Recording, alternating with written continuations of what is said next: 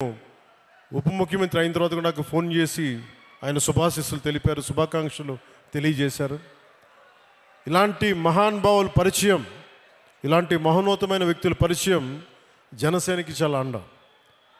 నాకేం అవసరం లేదు, మన భవిష్యత్తు కోసం, మన బిడ్డల భవిష్యత్తు కోసం, మీ తరాల భవిష్యత్తు కోసం.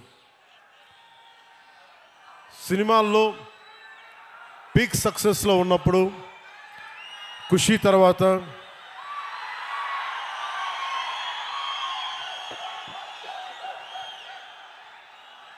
నేను ఒకటే ఆలోచించాను. సినిమాల్లో మాట్లాడటం ఒక విధానం అయితే 2-3 గంటలు ఎంటర్టైన్మెంట్ అయిపోద్ది, కానీ ఆ స్ఫూర్తి జీవితంలో తీసుకుంటే ఎలా ఉంటుందని 2000 ఆలోచిస్తే ఈరోజు కొద్దిగా ఫలితం చూస్తున్నాం. ఆ ఫలితం, ఆ థాట్ వెనక, ఆలోచన వెనక ముఖ్య ఉద్దేశం